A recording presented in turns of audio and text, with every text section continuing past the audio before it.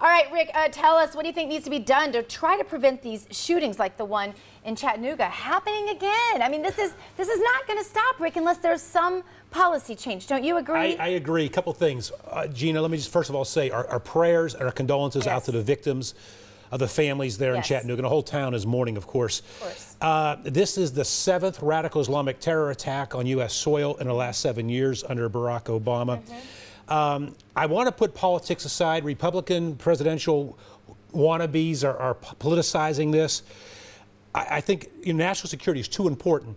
And what I think we can all agree, I believe that finally academians can agree, those on the left, those on the right, and those in the middle can agree that this notion that unemployment, low economic circumstances, low opportunity does not radicalize individuals into radical Islam. Right. Right, and I guess too, you know, my first thought was, okay, if we went about the business of banning the Confederate flag because it incited violence in the last shooting incident, of course, in South Carolina, then what are we banning right now? What incited the violence in Chattanooga? Yeah, you know, what's interesting about that you bring that up. A moment ago, I said, I don't want to politicize. There are those on the left, those lawmakers on the left who are saying that it's more important to address white supremacy and anti-government radicals. That has nothing to do with this.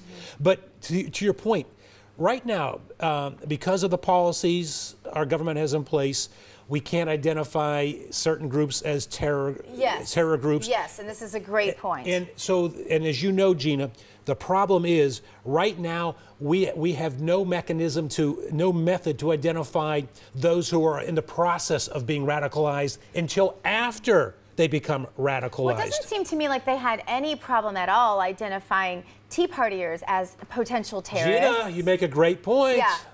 Let's watch something that was on CNN when all of this first went down. Okay. Oh, they don't have it. They don't have it, so we're not going to be watching that. Anyway, I guess the CNN folks, they don't want to use the word Islam to describe this particular terrorist, and I can't understand it because he was embracing Islam. Why can't they say that he was embracing Islam? Gina, it is surreal you bring that up. I have a new daily audio podcast, as you know, which is called From the Edge of America with Rick Amato. Tonight, on my opening monologue, I point out that CNN will not recognize this as terror. Other media outlets will not recognize this as terror. Who in their right mind has the credibility to believe the American mainstream media anymore? Do you know Andrea Mitchell over at MSNBC had the weirdness, I'll call it weirdness. I say put a tent over her, she's a clown. She interviewed someone from Chattanooga and asked if this shooter was into hunting. Was he a local yokel who was into hunting? All right. That's weird. We've got that video. I want to go ahead and play that really quickly. You get me fired up. Yeah, I got you all fired up. Go ahead. Again, these are moving pictures right now, video of this suspect's car, Mohammed Yusuf Abdulaziz. Tom, tell me what's going on right now in this investigation. Now that we have the name, the key questions are what? Well, first of all, John, I know that what the name sounds like, but we don't know that it's a Muslim name. We know that it's an Arabic name.